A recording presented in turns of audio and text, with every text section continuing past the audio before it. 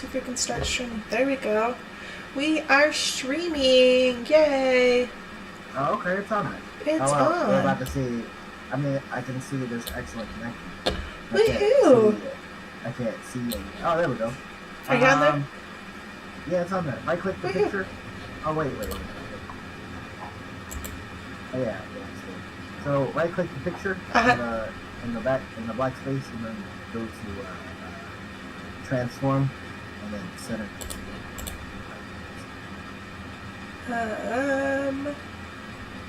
Transform. Oh, do you not have that button?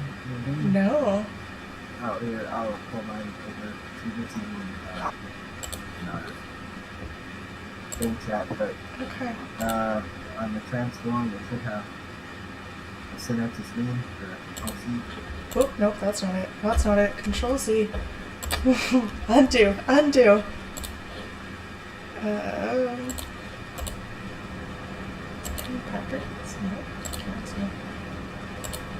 Maybe right click it under the sources to see if it's that. In OBS, right? Yeah, in OBS. It's not quite center. Hang on.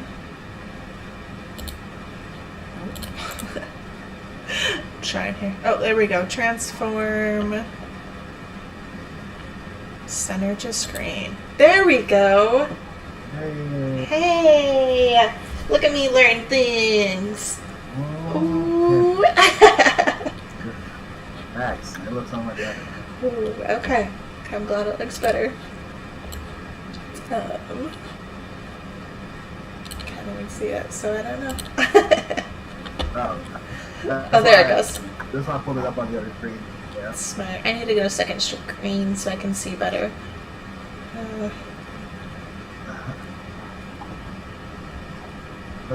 The best second screen is literally your phone.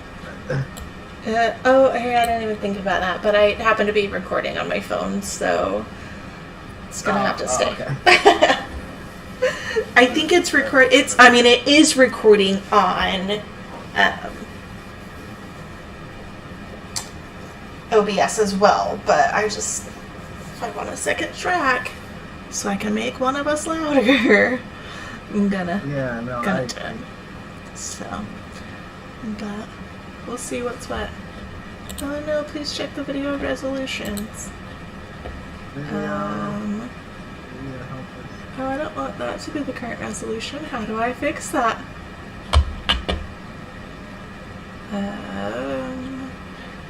How do I fix the video resolution? Does anybody know? That? Oh, please check the video resolution. 1092 but 614 is not optimal. Is it gonna be in here? Well, maybe you might have to change it under the OBS settings. So. Yeah, that's kind of what I was thinking. I was just trying to figure out how. Oh, probably in settings. Yeah, you can see it. It'll say base resolution. Mine says 1920 by 1080, but the scale resolution is like 1280 by 7. Let's see. Oh, it won't give me. Oh, turn off any outputs. Hang on, let me turn it off and then I'll be able to take care of it.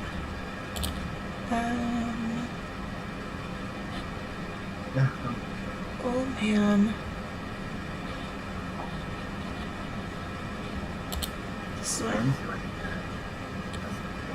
that is the real thing. Let's see. Resolutions.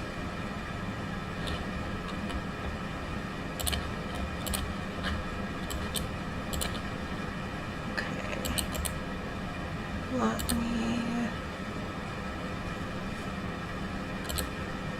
Oop, not that. Go back. Check.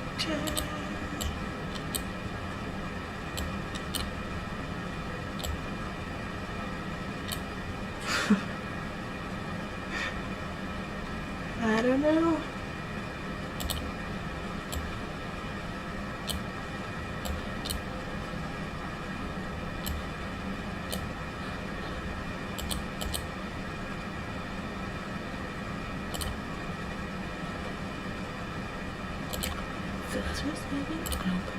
I mean, I think I'm popping up on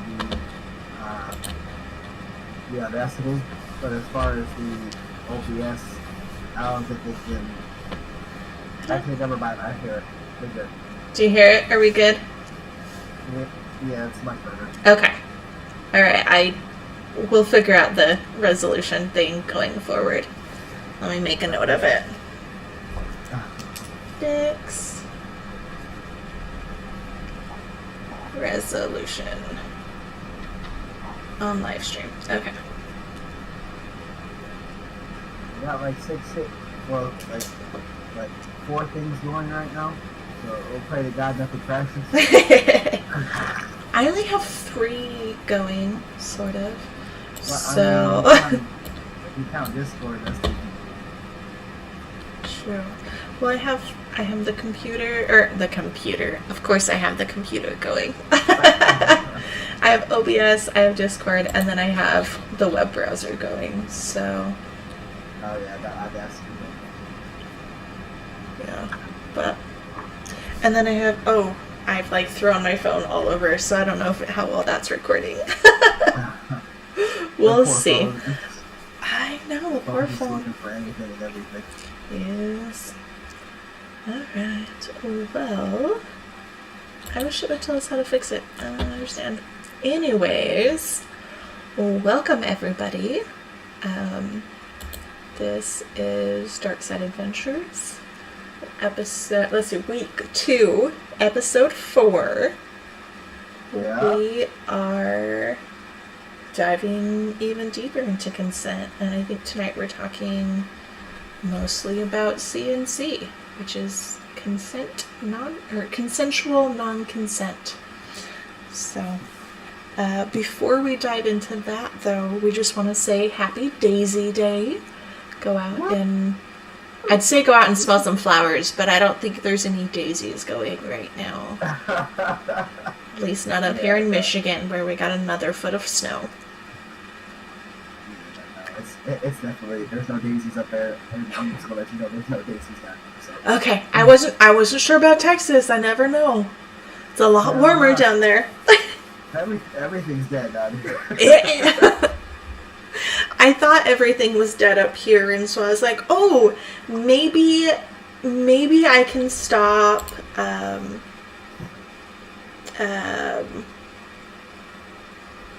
maybe I can stop taking my allergy meds. Got lost in words for a minute. And so I stopped taking it for 2 days, and I woke up on the 3rd day and very much regretted it. And was like, no more. No more, give me my allergy meds, I'm dying. I couldn't breathe, my face was swollen, I wanted to tear it all off. It itched so bad. So, yes. So I've started taking them again. Ooh, I thought I had bad allergies down in Texas, but at least I could stop taking my allergy meds occasionally. Yeah, no, down here, the ragweed is, high, we got, especially when the spring hits, it's, it's cedar and, 3 or 4 other, types of pine just start going through the air, along with, it's already dusty down here. Thank God it's not like a desert, but, it starts getting dusty, all of us get fucked up. So, See, I had no problem. I lived in Utah for a while, and I had no problems with the desert up there. I'd have allergies maybe 2 to 4 weeks out of the year, and it would just suck, and I'd take allergy meds over those couple weeks and then be fine. And then I moved to Texas, and I was like, okay, I can take allergy meds 6 months out of the year, 8 months out of the year. And now here in Michigan, I'm like, every single day, sometimes twice a day. It's a lot. No, that is a lot. At that point, you're just pumped with, what's it call it? With just medicine. Yeah. Yeah, so, as always, happy Daisy Day. Some housekeeping, I guess, is the best way to put it. A little housekeeping. So, I'm going to try and get more, obviously, graphics for the show. That's kind of one of the biggest things. The past week went a little rough, I would say, for everybody. Yeah. So this is kind of one of those things, like working it through. Besides that, hopefully, can start like a book club. Like, gotta like find books to necessarily read. One of the things I kind of want to do with the show is not become I'm gonna pretend like I know nothing. Okay, for like the book club, pretend you know nothing.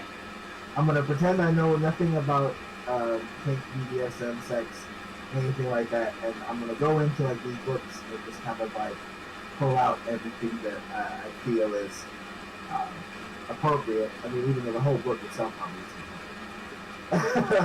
everything deemed appropriate for the show. So it's kind of one of the weird things today is like a lady asked me, and she was like, "Oh well, what do you normally do?" And I was like, "Well, on the side, like me and my friend just started a podcast, blah, blah, blah." And she just hit me with, "What's the podcast?"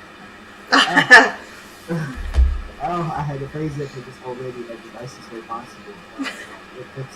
It's basically like sex education, things that you wish they would have probably told you before you even had sexual intercourse or anything like that.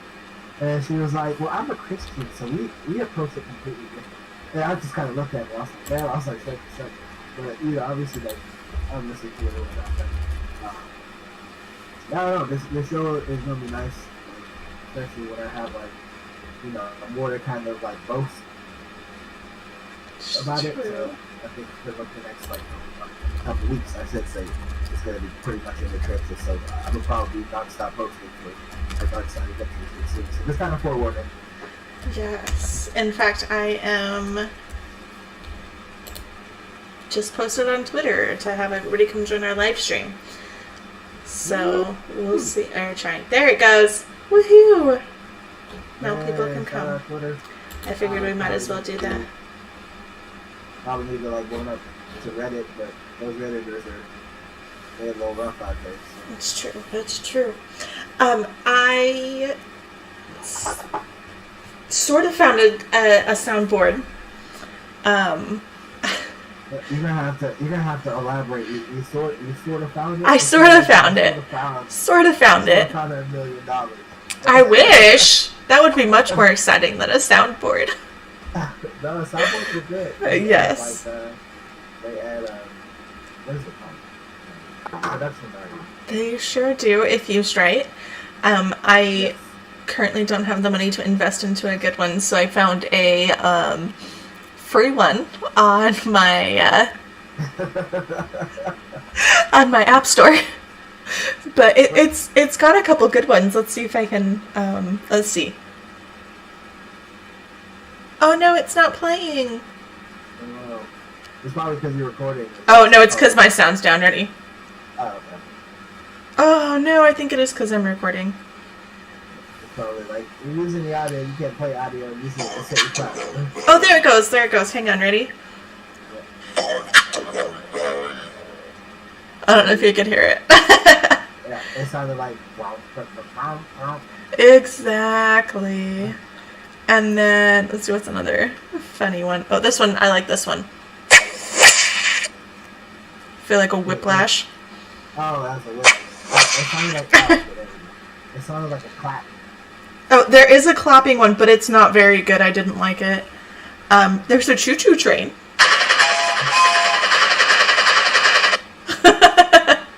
Or this one's entitled Splat. Oh my god. Yeah. This one's No Talent. So, yes. Yes. There's a fired one. You're fired. Oh my god. You're fired. You're fired. There's a movie discretion, which I feel like could be played every time we copy one or we make a new video. Viewer discretion is advised. Yeah, I might just have to do it like a voiceover for that. Right? Your voice would definitely be better. And then I found one that I really liked for story time, and now I can't remember which one it is. Oh, not that one. Stop! Okay, sorry, I had a moment there. I had to, my thing like stopped recording and then recorded my little thing and came out. So, but we're good. We're good. You're good. You're good. You came back. Okay. I am back. I need to watch where my leg goes. That's the...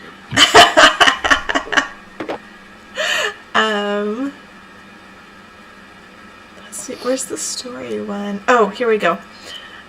So this one's for you. One man. Oh no, that one's not it. I mean, that one makes me giggle, and then there's this one too. One woman. One man. One woman. One woman.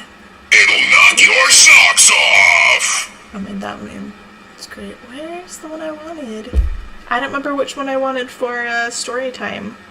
Maybe this one? No, I don't like that one. You probably can't even tell what it says. It sounded like a cat. It says surprise. No, surprise! Surprise! There's this one. Sounds like a game show. Yes, they call that one Party Guy, and it's got like a little picture. It's like this pink person who's got his arm up, like fist pumping and like kicking his leg, whatever dance that was. I don't remember. So there's an air horn. We could do that one for story time. Oh yeah, that's always the favorite. So we can do that one for story time if we want to. But I mean, there'll probably be a lot of story time, I'm sure. But. I'm sure. So maybe I'll just play a random one every single time. I can totally do that. So we'll see. We'll see what goes on. But that's been a lot of chat, but I want to know how your week's been so far. Oh man, well, actually this one will probably be like a pretty, it shouldn't be small chat, it should probably be big chat realistically. But, it's true, you've got a little bit of tea. Oh god, I always got some tea. But it's one of those like, man, I'll have to like share it when I can be more adult about it. But no, understandable. It's been a good week. It's been kind of weird as well. Like, I mean, work's been all right. Like obviously, like having to fight. I wouldn't even say like spiritual battles. It's just like that mental battle of like your personal life. So it's always kind of. I know life is always throwing like curveballs and shit, but it just kind of sucks when you see the curveball coming, you swing anyway. And you just end up getting out. So it's all right. It's one of those things where it's nice. I wouldn't even call it a distraction, but like I said, that's kind of where I got the motivation to be like, all right, I'm just gonna kind of take this podcast like 100%. I mean, I take it seriously. I know you do. Now I can actually, now I can actually take it like 100% serious, because I mean, for the most part, like I've been lacking on the graphics, so that was kind of one of the things I touched on. But just kind of like posting as well. But on top of that, like within the personal life, hopefully here in like the next like month or so, I'll be able to just like go back to the gym. I really don't want to go. Amen. Just because of, I don't want to go because of like Corona. I enjoy like working out and like the good feeling that it gives you, but it's just kind of scary with the Corona going around. But hey, I'm be real with you. I'm sure there are people working during the plague, so I really got no excuse. Right. Yeah. Other than that, I don't really have like too much going on this week besides like like you said, my little tea coming out the teapot. But sometimes it just has to pour over, and it happens at the worst time sometimes. Hey, it's like I wasn't even paying attention and this shit just poured over. So. That's what you get for looking away from your stove. Oh man, you're not even lying. Keep your eye on the stove, people. I enjoy cooking, but sometimes even the best chefs burn shit. So. Mm-hmm. Yeah. But no, that's really about it. What about your week? You got you out there scraping windows at like 4 a.m. and shit. So.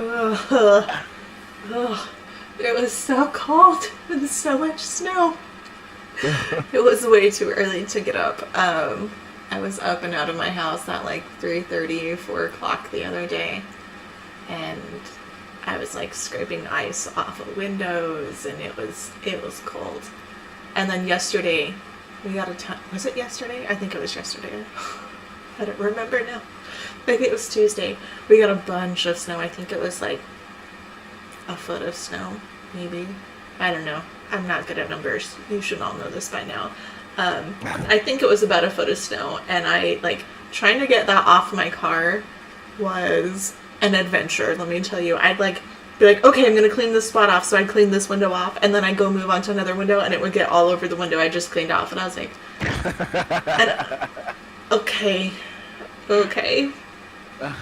It was just one of those days. And then like I stopped and got petrol the other day, and my card wouldn't work at the gas pump, so I had to walk over to the actual person, and I was like, hey, I need $25 on pump 3, and she's like, okay, and she like puts it on there, and she put $20 on pump 2. Oh no. And I was like, okay, I'm glad nobody's there. So I like go and I like flip around so I can get on there, and it's like slushy and skiddy, and my brakes are wet, so they're squealing, and it was just one of those days. Oh man. Yeah, that little car has been through a lot. Yeah. It's true. Is it? What color is it? Is it white now? It's white. Yes, it's okay. It's an egg. It looks like an egg. She swapped over from those old days of My little red Kia. Yeah. Thank God for that red Kia. They should have seen. It's been through the ropes. It's seen a lot. I sold it to a friend, so well, not so much now that I'm in Michigan, but in Texas I saw it quite often. I was like, "Aww, what a good car!" Yeah.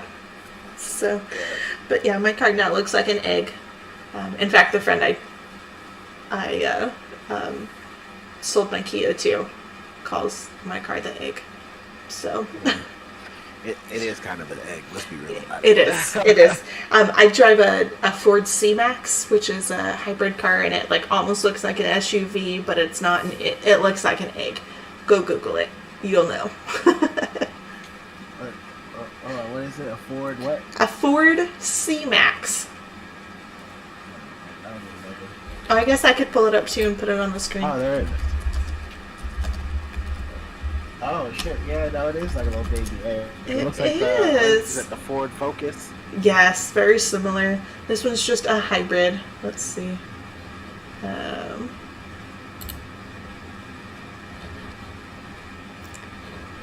we go.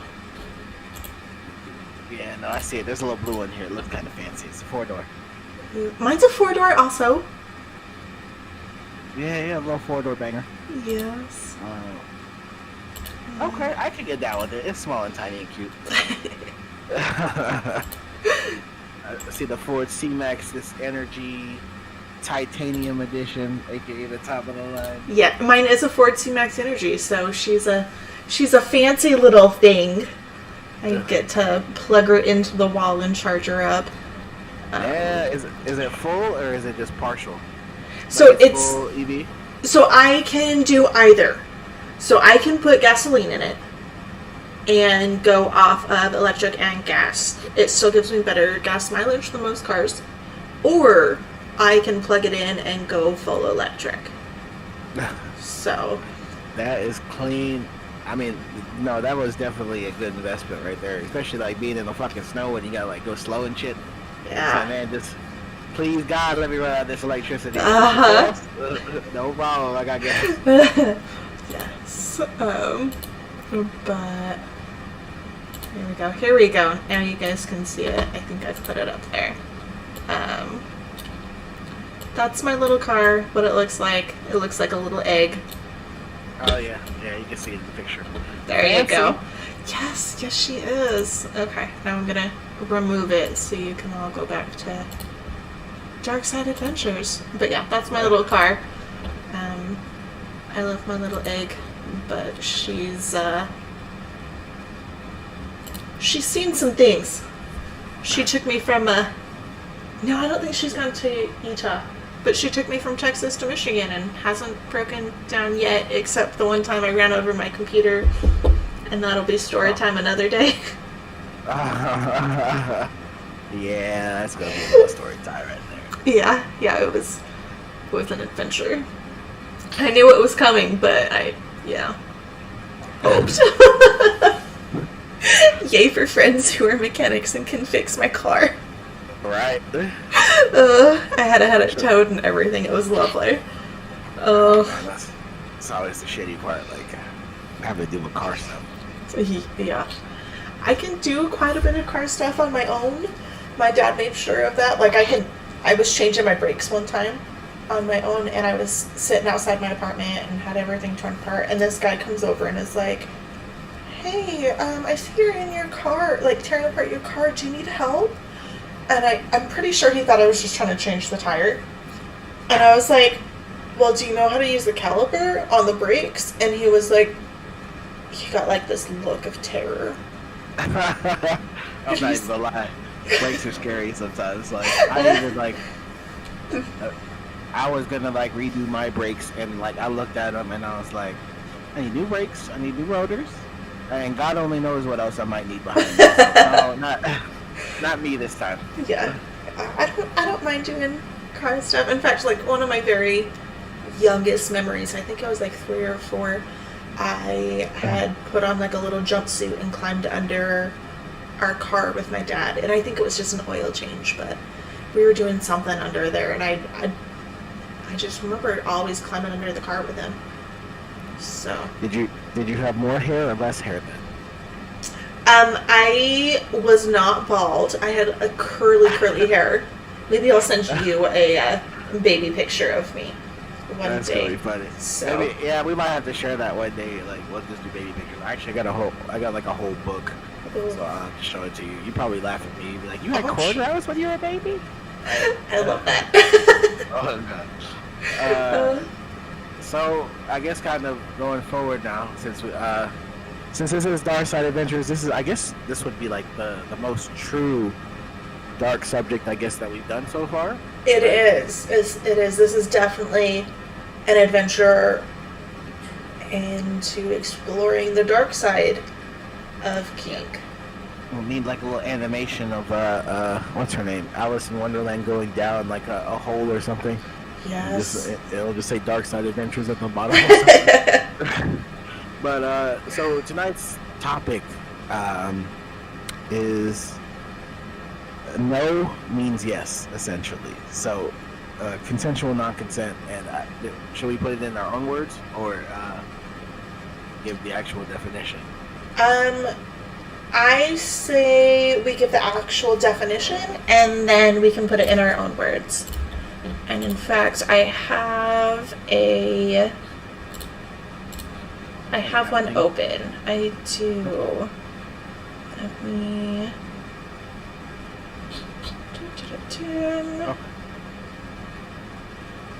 Okay, so this is from Blogcuff, and it's one of their blogs. Here, I can share it, I think. Let's see if I can figure out how. Let's see. Display capture. Okay. Ooh, that's not what I want. Cancel. Go away. Remove. I got too excited. Okay. Oh yeah, you can see it. Let's see. Browser. Is it browser? You can do browser capture, or if you did display capture, you would just have to open the web page. Oh, okay. There we go. Learning things. Okay. Display. Wait, display capture or window capture? I mean, display capture is easier just because you can follow along. Okay. Display capture. Yeah, and then once you hit display, you just gotta click the web page, and then just kind of go through it, and you can see it from there. Does it that looks like... weird on. Ooh. Hold on, we're about to find out. No. Hold on. Not yet. Hold on, it's good. Yep, click the Yep, you're good. I'm good? Okay. When I'm looking in OBS, it shows me like a million times. It's like looking into a mirror, looking into a mirror. Mirror into infinity. That's Yes. kind of what we call it. Yeah. Okay.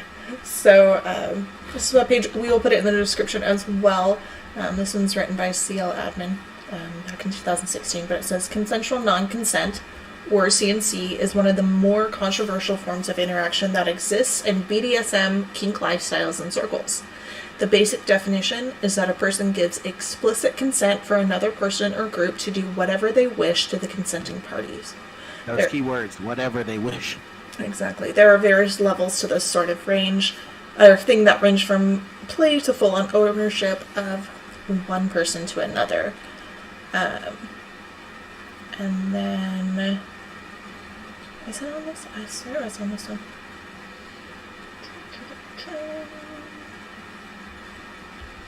Oh, maybe it's not in that one. And then shout out the blog, Cufflink, of course. Yes, Cufflink. Good article from 2016. Yes, they are... What is it? Okay, maybe it's not in here. Do a Google again.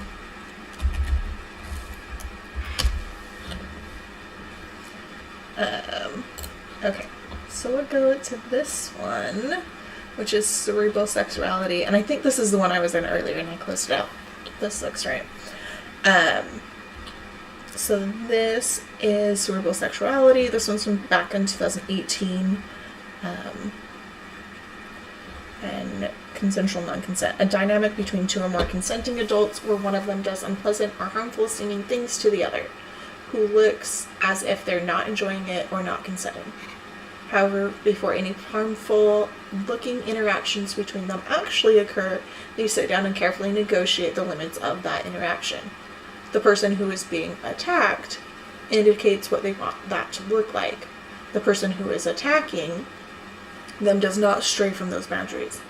They often set up something called a safe word, so even if saying, "No, stop, I don't want this," won't stop the scene, because they agreed that it won't. Saying something like red or avocado does actually stop that interaction. This might look like a violent sexual assault or someone being manipulated to have sex when they didn't want to, or it might involve hitting, slapping, or saying degrading things. All of this was consented to in advance, even if during the interaction the person being attacked is crying, yelling, saying no, or looking really miserable. They may even feel miserable or in pain, but they have a way to make things stop with that safe word. So, I liked that definition. I've seen a few different ones, but I liked the definition here on this blog post, just because it kind of goes into it a little bit more deep, because you can find one that says consensual non-consent means it's a rape fantasy or a ravishment fantasy or whatever, whereas this goes into it a little bit more of it's more than just one of those things. It's something that you've negotiated carefully. You've set the limits to it, even if it looks to an outsider that you've passed those limits. Very true. I mean, it's one of those hard, like, mental boundaries I feel like to even get across sometimes. But I guess it just kind of depends on your comfortability with whatever you're doing. You know what I mean? Exactly. And this is where, like, in our... Ooh, sorry, I kicked my table. You probably heard it. This is where, in, like, the last episode, we talked about how important it is to have those conversations about consent and what exactly you're consenting to, because like Master and I play with the safe word, and there'll be times when I'm like, no, I don't want to do that, and yet I do it anyways because I haven't used the safe word and it's something we've negotiated. Gotcha. And that's kind of where, you know, one, knowing your dynamic and knowing your partner, but also, two, just being comfortable enough to say, like, okay, I've already, consented to it. Like, I may not want to do it right now, but, like, it's okay, if it happens to me, because I'm okay with it. If I really want it to stop, you got your safe word. Exactly. So that's this definition here. Do you want to give your definition? Yeah, so, kind of like previewed it earlier, but it's basically no means yes is the best way to put it. So consensual non-consent to me is basically like, you know how women are always like, just have your way with me, you know, just do whatever you want to me, I'll be a good girl. That's basically what it's like hearing for the most part. Sometimes they, I think they get themselves into more than I think they can handle, give or take. But I mean, all partners are different, of course. But that's kind of basically my consent. I mean, obviously, no means yes, but you know, have your way with me is the key phrase right there. I agree. To me, CNC is like it puts in this blog post that it's a negotiated thing where I want to give up that control and have you ravish me in all sorts of ways, however you want, in the boundaries that we've negotiated, whether those boundaries be practically limitless or most of the time practically limitless. And I want to struggle and fight and have you overpower me.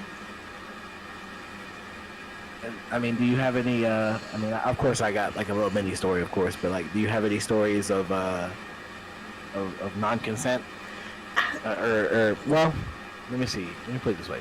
Any good or bad stories, or if not both, for consensual non-consent?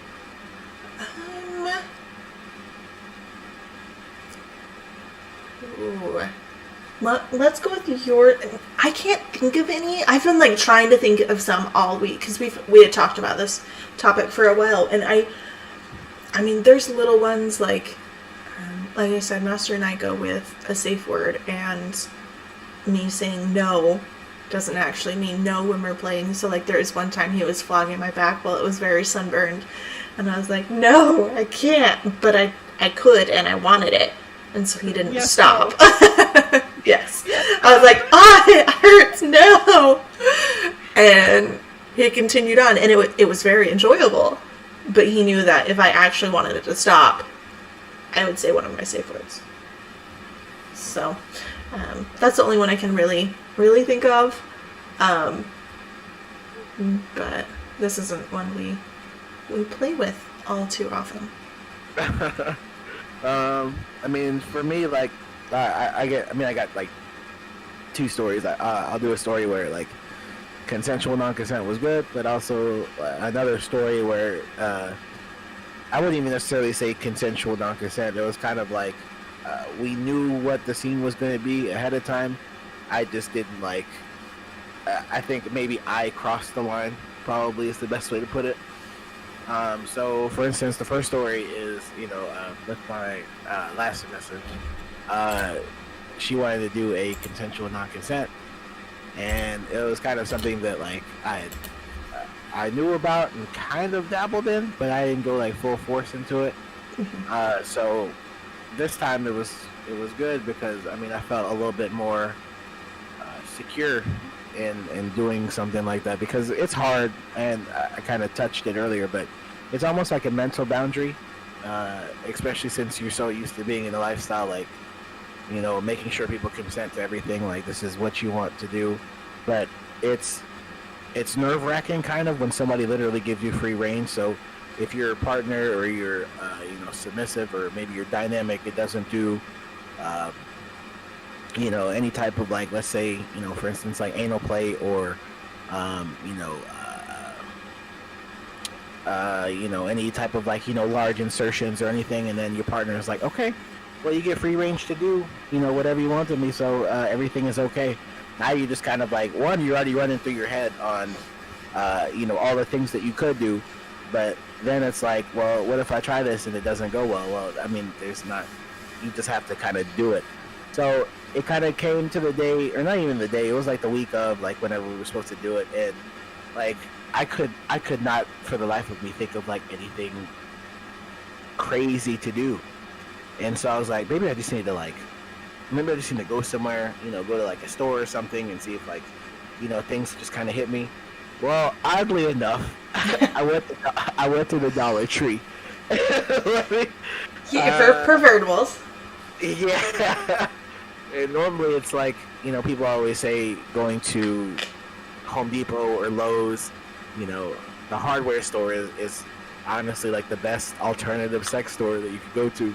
So I didn't go to Home Depot because I knew we were going to be in like, an Airbnb whenever we did it. And so I went to Dollar Tree. And oddly enough, I was just kind of walking around Dollar Tree, and Dollar Tree's got some duct tape. I was like, okay, that can kind of come in handy. So bought some duct tape from Dollar Tree. Then I was like, I was going around a couple more aisles. I found some clothespins. Okay, well, I like where this is going. So I added clothespins to the cart. And then, just kind of keep going around. I found some candles, which I'm going to tell you right now, they were not kink-friendly candles. No, don't use candles for wax play from the dollar store. Those are ouch in a bad way. I mean, I kind of knew what I was getting myself into, like buying them, so I bought them anyway. Let's just say, like, my submissive, she liked, the hotness, so it kind of worked out. But for everybody else, no, don't use those. We'll have to get somebody in there with, who's a pro at wax play to kind of like, talk about temperatures and like drop height, stuff like that. So, or at the very least, don't start with those. Yeah. Invest in some good ones. Yeah, get you some, some low temp, but that's a whole story for another time. Yeah, exactly. So, moving on. Yeah, moving on. So I got actually quite a few cool things from the Dollar Tree. Like I said, markers. I got the clothespins, the duct tape. I even bought like a scrub brush because I like the handle. The handle was like it's big enough. It almost looked like a dildo itself. So I was like, all right, this will work. And so finally, we get to it, and it's the night of, and like I said, I'm a little bit nervous. But honestly, like, it went great. Like, everything from, shoving markers in her butthole to, playing with the candles, having, like, the door open sometimes to just kind of give, like, some voyeurism. So it's like, stuff like that definitely made it worthwhile because it's not something that, we're used to doing. And plus, I had free reign, so it kind of made me feel a little bit more empowered. But it also, I felt like it kind of gave me more confidence to say, okay, you clearly know what you're doing, so all you gotta do is just make sure that, you bend but don't break. Exactly. Well, and a lot of people think that a CNC scene means that all of your limits your soft and hard limits have been thrown out the window, when that's not true. What it means is that, you've negotiated, your hard limits stay, but you're kind of giving free reign to your partner to do whatever they wish within those boundaries, whether it be rough or soft or whatever, and you have no say in stopping those things until you say word. So. And then we also had, like, I had the, whatchamacallit? I had, like, some good aftercare stuff, so, I made sure I didn't skip in those departments as well. So, I mean, as big as the scene is, the other little things are just as big. Exactly. I almost feel that aftercare is more important in a CNC scene, because a lot of times CNC comes with humiliation and degradation and a lot more rough and a lot less coddling and affection, that when it's all done and you're high on those endorphins, you need someone there to help you come down and realize that yes, those things were said, but it doesn't mean they're true, and that you're still loved and cared for. You're still a human being who has worth. Yeah, I mean, this person is, I mean, that's kind of like one of the best, relationships I should say you could have. I mean, a dynamic, let's be real about it, it's kind of a relationship. So that's the best type of relationship, because one, if your partner is willing to do something like that for you, that's a lot of trust. You know what I mean? So absolutely. Yeah, so like, like you're saying, like, making sure that you do the aftercare and everything. That's also part of the trust too. Like, you can't just leave your person hanging. I mean, they sub drop, and things could get real bad. So, well, on the other side, you can definitely dom drop as well. So, even as the submissive, even as the person who's there's air quotes here, being attacked, I still want to make sure that my partner who did the attacking is also okay, because especially if you're going to do like a ravishment fantasy or a kidnapping fantasy or anything like that, then it's probably a lot rougher than they're expecting, and they've done a lot of things that, like, they've just degraded a human being, and you want to make sure that they're okay as well. Very true. I mean, that was basically like sums up, the good one. The bad one, I wouldn't necessarily even say it's like consensual non-consent, but it was where like the consent and negotiation didn't go through in full. It should have probably been talked a little bit more. So I was, this is kind of when I first started, I shouldn't say first started. I was like maybe 5-6 months into, BDSM and like, actually like in the lifestyle learning. Like, I've been doing rope for, I guess like 3 to 4 months. So I'm not saying I'm a pro. I'm just gonna let y'all know that right now. But for the most part, if you hand me some rope, I'm not gonna not know what to do with it. But you were still newer at that point. Yeah, I was still newer, and so there was this girl up there. Her name, we're just gonna change the name. We're gonna call it Touchy. Well, I guess you could say her actual name. It's like Squishy, but we're just gonna call her Touchy for this this example. So so I was gonna do a rope scene with just somebody there. It didn't really matter. And, Touchy was like, she was very adamant about it. She's like, let's do it, blah, blah, blah. Well, we didn't talk about any type of negotiation, really. We just kind of knew the scene. I was going to tie her up and, like, I'm not necessarily, like, rough her up, but I was going to tie her up and, I could be a little rough with her. But one of the things that, like, I started doing that we didn't actually, like, talk about was actually, like, spanks. So, spanking, and then, I'll check on her and be like, you okay? She's like, yeah, I'm okay. Well, after like, 5 minutes of like, and this is different spanking. It's not even just like on the ass cheeks. It was, just, the back, and like, it was like some pretty, like, it was almost like some impact play, like some real impact play. Uh-huh. And that was one of the things that we didn't really talk about. So like, halfway through the scene, she's like, this is nice, but can you just be a little bit more gentle?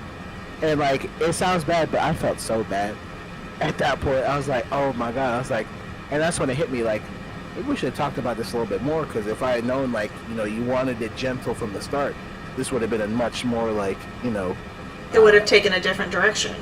Definitely, we would have been a lot more passionate. We would have both been on the same wavelength as far as, what we were trying to do. And I mean, even if you don't really know somebody and it's your first time playing with them, you can still have good chemistry as long as something is, everything is talked about, taken care of, and y'all are both on the same page. So that was basically one of those stories where it's like, man, I wish I had worked out, negotiated as well as, gotten the right consent, because realistically it was the wrong consent.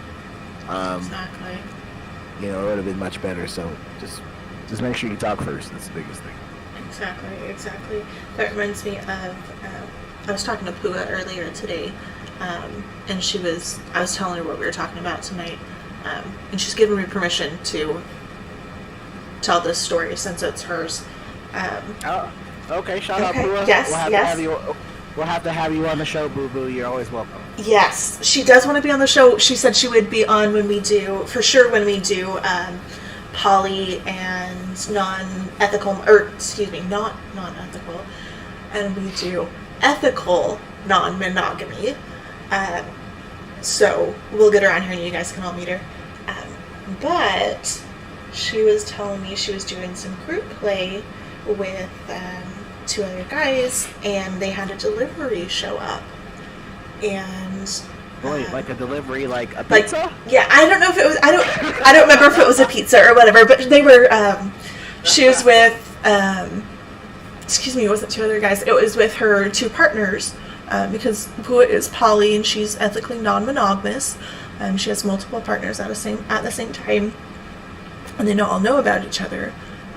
However, she was with her partners, and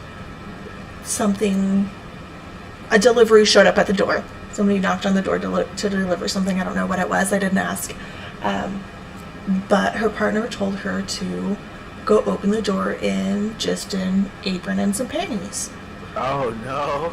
And while the three people in the apartment, her partners and herself were consenting to do that, the delivery person hadn't consented to it. And so, there's she goes and opens the door, and she's like, looking at it afterwards, she's like, I messed up. It wasn't consensual non-consent because he had no option to consent. It was specifically non-consensual, and you could tell it made the delivery guy very uncomfortable. Yeah, he was probably like, Yeah, and that's kind of what she said. She's like, you could tell he was uncomfortable, and he wasn't sure what to do, but it's one of those things where if you're going to do CNC, or if you're going to do public play, you need to make sure you have consent from all sides, from all people there, anybody you include, because once you include somebody who hasn't consented, that becomes not okay. That becomes sexual assault. So, but yeah, that just reminded me of Pua's story, kind of how you were saying it. And I mean, yours turned out, in both cases, neither person was physically harmed beyond their thing, but there was things that happened that weren't specifically consented to in the negotiations. Man, that's like that's kind of crazy. And I agree with you. Like, there was no possible. Well, there was a possible way if they had like called the delivery guy probably, but it's Yeah. But I mean, you kind of gotta feel for the guy too, and a lot of people are into like exhibitionism, and other people into voyeurism. But at what point does it cross the consent line? Exactly. You know what I mean? Exactly. It's definitely something you have to take into consideration. Again, talking to Pua, she wants to do a kidnap and ravishment fantasy. Yeah, it's something she's been very into for a long time, and she's actually talked to a few people trying to get it set up, but they've just come to the conclusion that where she's living currently and where she's around currently, there's just no way to grab her without somebody else seeing. And I mean, at that point, that's a mess. Right. Somebody pulls out their phone, records the license plate. Bro, the whole thing is like, yeah, that shit is in shambles. She needs to like, I don't know. That would have to be like outside of the city. It almost have to be like country-esque. Exactly. So it's currently tabled, and she wants to do it eventually, but it's currently tabled because she's like, well, maybe we'll just do like a break-in fantasy, and have ravishment fantasy at that point. But then she's like, are my neighbors gonna hear that and think something's actually wrong? Because if I'm kicking and screaming and fighting like I want to, then it's gonna sound like it's not consensual. And she's like, well, I could just go put notes on my neighbors' doors, but at that point they still haven't consented. They just know that it's happening. Yeah. So it is really hard to draw that line, because you're like, well, I'm in my private space having this moment that I've negotiated and set up and consented to, and all of a sudden, cops are knocking on the door. Nah, Man, I'm gonna wish her the best. I hope I'm there when that happens. I'll let her know. I'm sure she'll be excited. Yeah, tell her to send me an invite. I'd like to see it go down. There's never the kind of weird thing about like kink is, you know, there's only so much that you can see for live demos. You know what I mean? Sure. And now something like that or like a CNC, like you kind of have to be there to see like, you know, how it happens. But you know, nobody really puts CNCs online for good reasons, of course. Exactly. Exactly. But no, I'm gonna wish her good luck on that. I'm over there to see it, and we will definitely get you on the show. Hopefully after that happens, then you have a hell of a story. Right. So. Right. We'll get her on a couple of times. But yeah, she just kind of brought up, like we said before, if you're gonna play in public and not at a dungeon space, because in my experience, when you walk into a dungeon space, they typically give you this set of rules, and basically you're consenting that there's gonna be kinks in there that you may or may not like. However, they are welcome in there and they are going to be there. So you are consenting that you understand these things are going to be happening and you don't have to watch, but you have to know that they're going on in there. Yep. So, but outside of outside of dungeons, that's what I was going for, people like to play in public. Like, people like to go have sex in like a truck or a car or the forest or whatever. Yep. Or they have the not shiwi. That's not even a sex toy. The Love Sense sex toy, which is a Bluetooth vibrator. Yeah, you can control from the phone. Yeah, that you can control from your phone. So there are things that you can, like the Love Sense or like rope under your clothes, that you can go out in public and people don't see, so they're okay. You're not pulling them into your scene against their will, as if rather than a kidnap scene or impact in a park or whatever that they're gonna see and not be consenting to. And that's like, to me, well, I'm pretty much one for it, but I try and do it discreet enough to where like nobody's not gonna know. However, like I'm pretty sure I've given one or two truckers a show. But yeah, like it's there's no possible way that, like, you know, you're right, people have sex all the time, just out in the parking lot, just out in public. But, you know, most people, you know, if they see it, they just kind of mind their own business. But, you know, one day at some point it's going to bother somebody. Exactly. If it doesn't already bother somebody, like, you know, it might not even be about jealousy. It could just be about, at that point, decency. And be like, I can't believe they're doing this. You know, there's some old lady, you know, I can't believe they're doing this out in the parking lot. I can't, get your own hotel. Yeah. There was, I went and got ice cream with a friend a while, ages ago, sometime in 2019, before COVID, and before COVID-19 and the coronavirus pandemic. But I went and got ice cream with this friend, and as I was leaving, I was getting in my car, and I looked over at the car next to me, and it's this couple, and he's getting oral. Hey. And I just kind of like shrugged and moved on, but you know, it was broad daylight in the middle of a busy mall parking lot. Like, at that point, like, there was kids running around, you know, kids could have seen it. There were better places to do that. So, yeah. And I mean, and it's not like they didn't have anywhere else to go. Let's exactly. Exactly. And I mean, sure, they were teenagers, but go find an empty parking lot, or go park on the edge where you're not right in front of the store with kids, or, you know. That's one of my personal rules right there. Like, if any young kids can see it, like, okay, you probably really shouldn't be doing it. If it's like in a, you know, It's after the club. You're in the club parking lot. You see somebody, getting dick down or whatever. You just kind of mind your own business at that point, because obviously ain't no kids gonna be at the club. Like, we all grown adults here. Like, hey, sometimes you can't wait until you get back home. Like, it just happens that way. But man, like, especially like with children, like, man, you don't want to expose that to them. Especially if that was your kids, and say that was somebody else doing that. Like, you don't want your kids to be exposed to that. Exactly. Master and I went to watch a movie the other day. I don't remember what movie.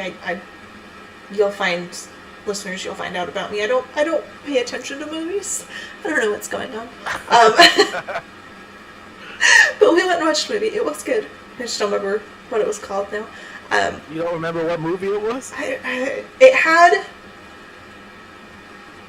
Where's the person? Tom Hanks in it? Oh Lord!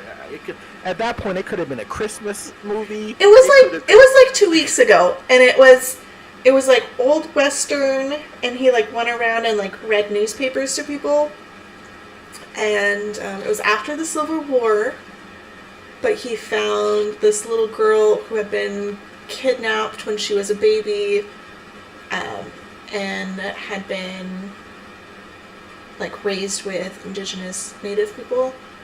And then a tribe, and then was taken back from that tribe. And the person who was bringing her back to the only family, like her parents' sister, was murdered. And then so he ends up finding the girl, and then he decides to take responsibility and bring her back. And then, spoiler alert, again, I don't remember what this is called, sorry, but spoiler alert, he ends up falling in love with the girl and adopts her as her own daughter, or his own daughter. Aww. Yeah, it was very cute. But that was the movie. But as we were sitting in there, like waiting for trailers and stuff to start because we were early, the movie theater was empty. And I was like, so if it's empty, can I get down between your knees? And he was like, absolutely. Absolutely. And he's like, as long as, And then, like, an adult walked in, and I kind of looked at him, and he kind of like shrugged, like, yeah, whatever. We're sitting in the back, she's towards the front. But then 2 teenage girls who were probably like 12, 13 walked in, and we were both like, nope, not going to happen. Even though, like, if they looked back, they wouldn't see anything. The movie was loud enough, but we're like, there's children around. We're not going to expose that. Yeah, that chance. So. It's just kind of principle at that point. Exactly. So. Damn, like, but, consensual non-consent can just be done in many ways. Absolutely. It doesn't even have to be like sexual. You could be out in public and, let's just say it's a consensual non-consent day. You can tell your girl put mashed potatoes in her panties or something, So, so there's other ways that you could have, consensual non-consent outside of sex. But, this topic today was just kind of like, give you some knowledge on it. Like, we try and do like the bright side, obviously like the day streams, and then there's the after hour streams. It's kind of, pulls up the dark side. Exactly. Exactly. There is, I found, I don't know if I want to share it. I might go over it really quick. But as I was doing, excuse me, because like I said, I haven't done a whole lot of CNC. That's just not something we typically play with. But I was doing some research, and I found a couple of blogs a couple of them I was showing you earlier. But there's one that's called Bound Together, and then there's an article that's entitled Everything You Ever Wanted to Know About CNC But Were Afraid to Ask. And it goes over CNC. Like, it,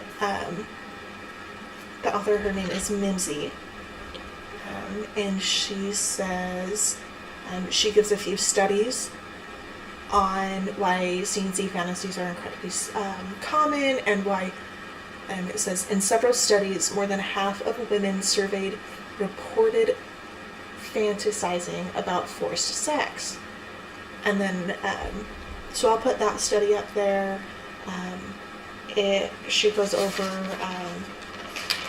like the 3 main theories of why people think CNC and these 4 scenes are so popular.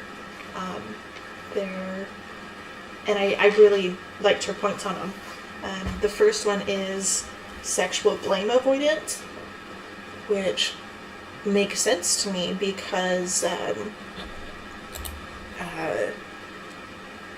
even now, although it's become a lot better, women are, and this article is geared towards women, but I can see it from the male perspective as well.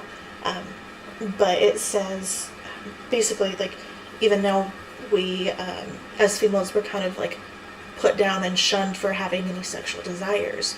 We get slut shamed for having sex, whereas a lot of times men are like cheered on for having multiple partners and lots of sex. So one of the main theories is this sexual blame avoidance, that if somebody comes and overpowers you for this sex and you don't really get a say in it, then it wasn't you, it's not your fault, you're not a slut, for lack of better words. And then number 2 is sexual openness, which is just where you're like, yeah, that sounds like fun, I have no problem with this, let's give it a shot. And the third one is just desirability. The fact that it sounds like fun, it sounds like something you want. You want that big, strong person overwhelming you and taking charge and ravishing you and doing all of these things that you really want so you can enjoy it. So, and I kind of agree with those 3 points that, you know, I feel like those are probably quite a few of the reasons that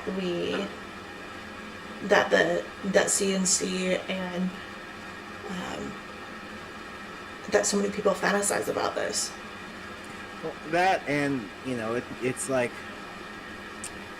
I don't know. I feel like people. Okay, God, man, this is gonna sound so bad, but it's a podcast. Nothing's gonna sound bad at this point.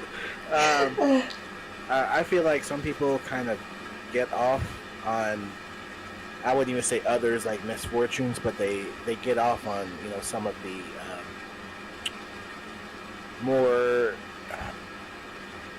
more extreme things. I wouldn't even say extreme is the right word, but what I mean by that is, like, you know, girls are, you know, whenever girls usually talk, right? They're, you know, they have to be concerned, and they usually watch their backs. You know, that's why they usually go in groups. Like, you know, they got to watch their backs, you know, for any type of, like, you know, rapists or any type of, like, you know, just any weird molesters, you know, out there, creepers, you know, weirdos. And it's almost like, you know, they think about it so much that they don't want it to happen, that it kind of turns them on, you know, like thinking about it. Does that make sense? That does make sense. There is a it makes sense, but at the same time, I get what you're saying, but at the same time, I don't think I agree with it, because I don't know any person that actually wants to be sexually assaulted. Yeah, not like so, actually done, but like. But I can see why it might be fantasizing. And there's actually one of the research articles that Minzy cites in one of her articles is done by Joseph W. Creatley and Jenny Ivona, and it says that, like, it debunks the where's I going with this? It kind of debunks that, and it like debunks what it debunks is those who have been sexually assaulted, like the correlation between those who have been sexually assaulted and those who haven't been sexually assaulted, and like wanting these fantasies. So it debunks those correlations. Because to me, it seems like the ones that like have had, you know, rape and stuff done to them, like they don't even want to hear about anything like in that form, you know, for kink. Obviously, like there's ways that, like, you know, people use stuff like that, you know, as like, you know, trauma healing, you know, with kink. But it's just I feel like the ones that have had it done, they don't want it, and then the ones that have never had it done, you know, it's just kind of like it's enticing to them for some reason. So it probably does debunk that, but for the most part, anytime you usually talk, especially like nowadays, like, you know, dating girls or talking with girls, you know, it's usually like they like, you know, that's why 50 Shades of Grey is so popular, because it and like 365 DNI, which we should probably talk about one day too. You know, it's just something where a guy is being a little bit more forceful than normal. You know, it kind of turns them on in some way. So yeah, I can see that. And then, shoot, I was going to say something else. But the article I'm going to link down below. If you want to start a CNC, she leaves a CNC scene checklist that goes over like the overarching goal. Like, what do you want to feel? Are you submissive? Do you want to feel ravished, brutalized, humiliated, controlled, something else? As the dominant, do you want to feel even more in control? Do you want to be savage? Do you want to be sadistic? Something else? Like, do you want orgasms during this? Are they expected? Do you, like, what roles do you want to be? And then it goes over, like, limits and triggers and the intensity and whether or not you want rough body play and what kind of rough body play. She lists a few of them out. And physical limitations, like, do you have a bad shoulder or knee or a bad back, or you don't want, you know, if you don't want to be kneed in the balls or slapped in the face or like whatever. And so she goes over these things and gives you a good checklist. Like, do you want to be inside? Do you want to be outside? How do you want it to begin? Do you want a size? Is there a size difference you need to think about? Clothing, is it okay to be ripped off? Does it need to be taken off? Are you going to wear a mask? Is there, you know, do you want implements to use? Do you want foreplay? How do you want it in? Do you want aftercare? Like, there's goals, those limits, all of that. And it kind of goes over it. So if you're interested in this, and you want to have one of those things, and you are going to negotiate with your partner, I think this is a really good checklist to kind of go over. I might have you just like post that in the Discord, and I might just do like a mini video on it. Absolutely. Let's see. I'm gonna post it now so I remember. So in that way we can all kind of like see it and go over it. So exactly. Like, ooh, got some hands up. I just see the pop up.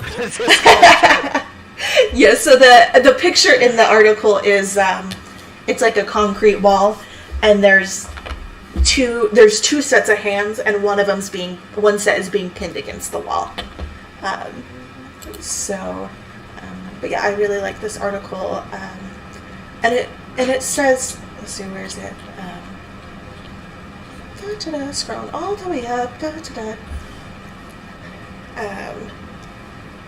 So there's two parts. I'm just going to read it real quick. It says, communication is key when planning a CNC scene.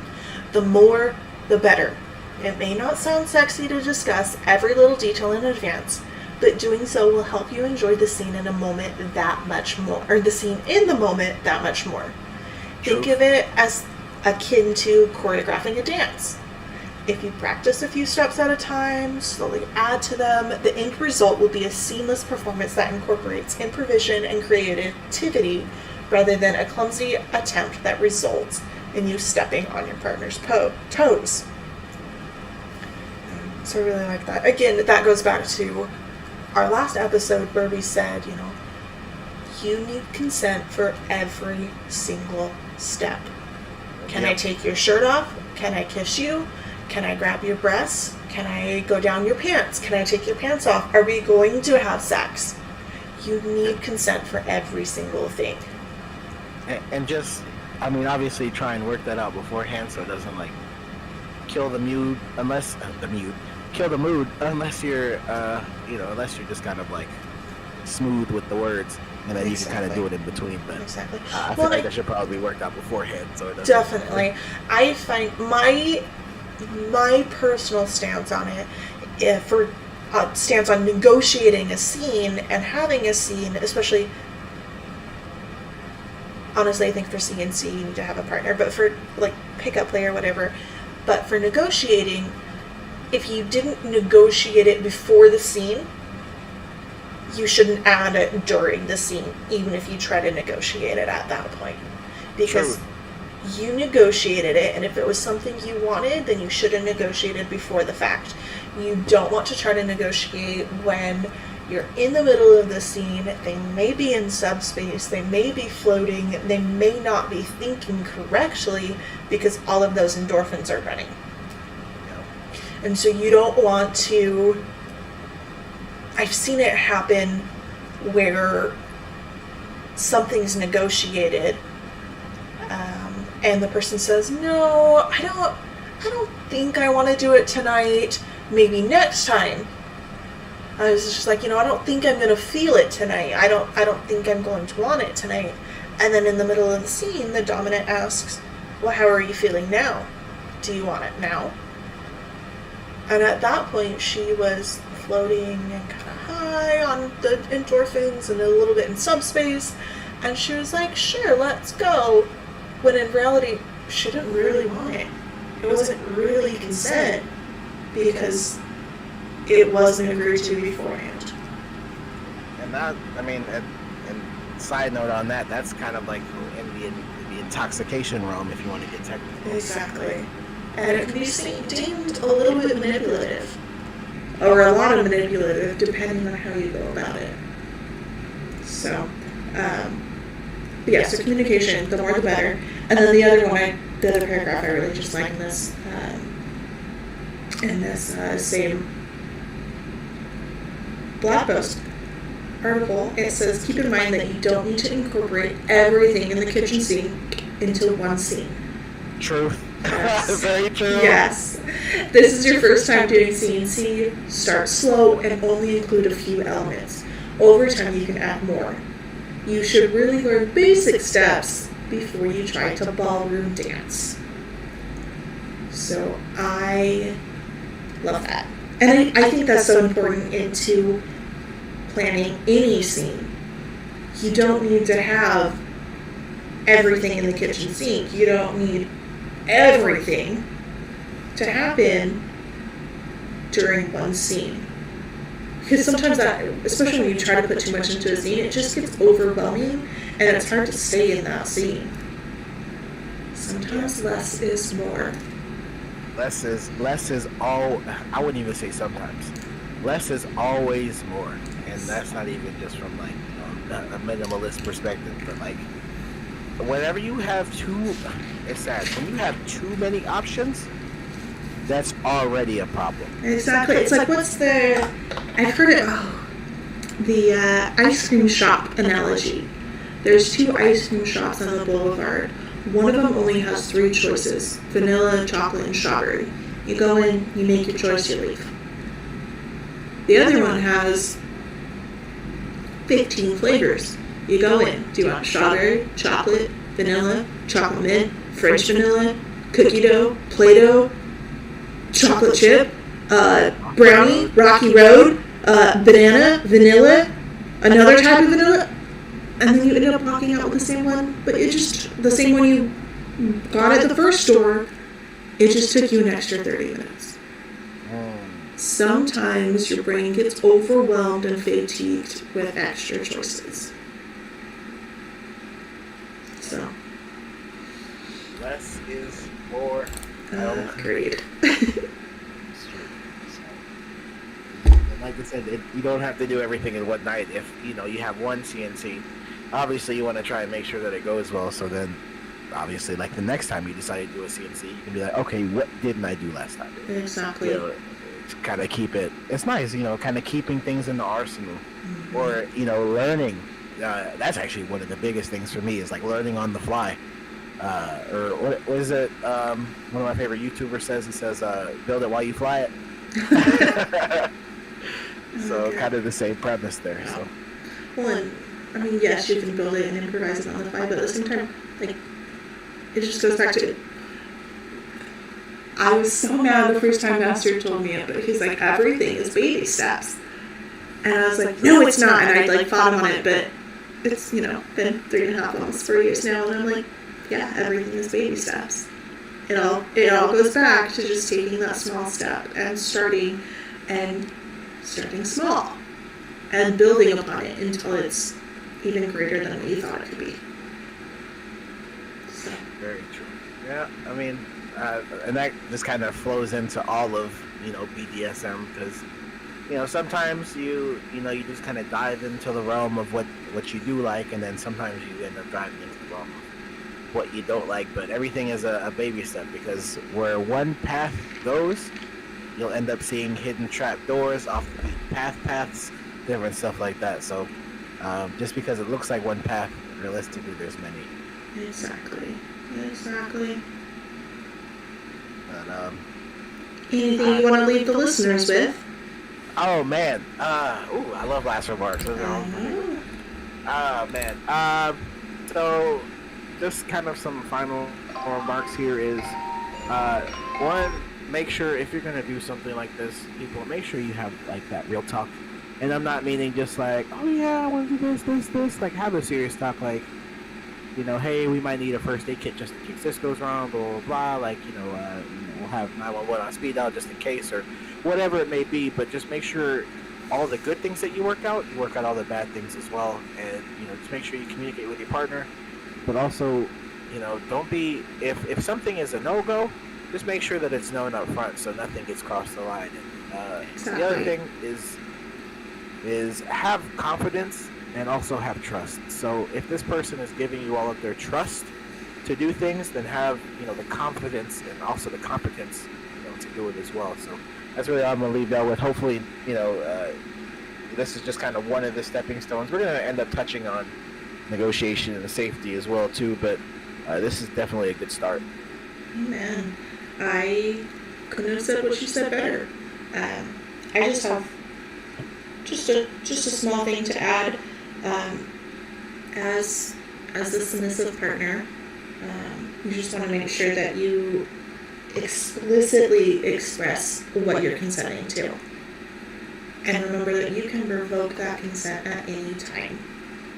And as the dominant, as the top, as the aggressor, you must always remember to respect what is being consented to, and when that consent is withdrawn, because that is where that trust is built. That is where the excitement happens. Don't let your ego get in the way. And as a submissive, don't let your ego of, but I consented to all of this, get in the way of removing the consent if this is not something that you're enjoying. Yep.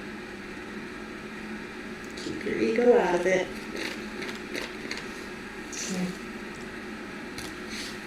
You're supposed to enjoy it, even when you expect punishment. Like, you know, if it's still not quote unquote enjoyable, then, you know, there's clearly something wrong. So Exactly. You still have to consent to, if you're in a discipline dynamic, you still have to consent to that punishment. Yep, very true. So, well, I think that's everything I have. That's everything that I have as well. Next show, I don't know exactly which one we're gonna pick. I feel like the CNC was pretty. It was pretty heavy. Yeah. Maybe. I don't know. What should the next one be? Probably something lighter. Here, let's see what's in our What's in our thinker-bob? What's on our list? We could do something a little lighter and do we want to do... We could probably get Pua on and we could do some poly and ethical non-monogamy. That would actually be good. Would she be willing to, like, hop on next week? I don't think she would be upset about it. Okay. So how about this? I guess we're gonna kind of like front load this a little bit. So, okay. Well, I guess we'll talk more about the whole Pui situation. So we'll do the polyamorous and also the consensual non-monogamy, and that'll be also, those are all double shows, of course. So I guess we're going by 6 episodes currently. So that'll be one episode, and there'll be also like an after hours episode for that as well. Maybe we'll get Pooh on for double time or something. Exactly. And then, so I'm gonna pick that one. I'm actually supposed to be talking with Lev and Slush this weekend. Exciting. Hopefully. Okay. So they might not be on the show for next week because obviously Pooh is on, but maybe like the week after. So maybe we can do like public play and she can kind of talk about. I'm not on OnlyFans currently, and she is, but she can talk about us. Talk about like making content, how she gets out a lot of content, what makes her enjoy doing what she does, and also she's been in the community for years as well, so she's probably got story upon story. Oh, I bet. Yeah, I would. I think those are a couple good options. Some public play and polyamory and ethical non-monogamy. If those guests don't work out, we'll surprise you with a different topic. But that's what we're gonna shoot for. Definitely. If that doesn't work out, how about we go with we'll go with flogging, or maybe we'll do rope actually. Ooh. Yeah. Well, we can can do one do of those. Both of them. We'll pull something out of the list. Yeah, for sure. So. As always, we appreciate y'all listening. Like, comment, subscribe, of course. All of the articles and whatnot, they will be in the description, and you'll probably get annoyed at me this week, but I will be posting stuff for DarkSideAdventures, and of course, I am Edwin. I'm Coco. And we will see you next time on DarkSideAdventures. Thank you for listening. Adios. Bye.